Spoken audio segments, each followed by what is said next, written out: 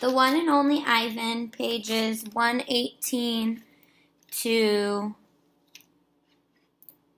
125. The One and Only Ivan. When all the humans have left, I send Bob to check on Ruby. How is she? I ask when he returns. She was shivering, Bob says. I tried to cover her with hay, and I told her not to worry because you were going to save her. I glare at him. You told her that? You promised Stella. Bob lowers his head.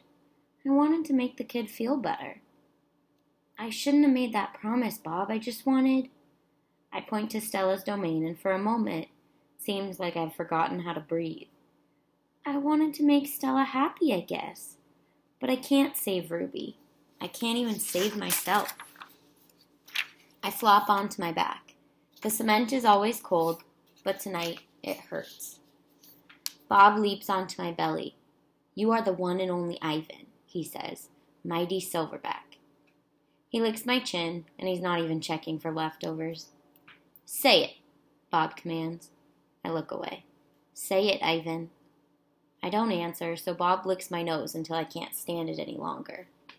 I am the one and only Ivan, I mutter.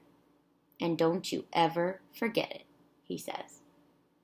When I gaze at the food court skylight, the moon Stella loved is shrouded in clouds. Once upon a time. All night, Ruby moans and sniffles. I pace my domain. I don't want to fall asleep in case she needs something. Ivan, Bob says gently, get some sleep, please, for your sake and for mine. Bob can't sleep unless he's on my stomach. I hear a stirring. Ivan, Ruby calls. I rush to my window. Ruby, are you all right? I miss Aunt Stella, Ruby sobs. And I miss my mom and my sisters and my aunts and my cousins, too. I know, I say, because that's all I can think of. Ruby sniffles. I can't sleep. Do you know any stories the way Aunt Stella did? Not really, I admit. Stories were Stella's specialty.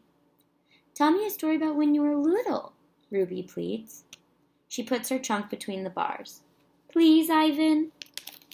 I scratch the back of my head. I don't remember things, Ruby, I admit. It's true, Bob says, trying to be helpful. Ivan has a terrible memory. He's the opposite of an elephant. Ruby lets out a long, shivery breath. Oh well, that's okay. Night, Ivan and Bob. I listen to Ruby's soft sobs for long, horrible minutes. Then I hear myself saying, once upon a time, there was a gorilla named Ivan. And slowly and deliberately, I try to remember. The Grunt. I was born in a place humans call Central Africa, in a dense rainforest so beautiful no crayons could ever do it justice. Gorillas don't name their newborns right away, the way humans do. We get to know our babies first. We wait to see hints of what might yet be. When they saw how much she loved to chase me around the forest, my parents decided on my twin sister's name, Tag. Oh, how I loved to play tag with my sister. She was nimble, but when I got too close, she would leap onto my unsuspecting father.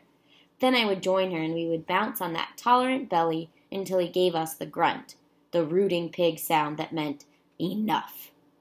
That game never got old, although my father might have disagreed. Mud. It didn't take long for my parents to find my name. All day long, every day, I made pictures. I drew on rocks and bark and my poor mother's back. I used the sap from leaves. I used the juice from fruit. But mostly, I used mud. And that is what they called me, Mud.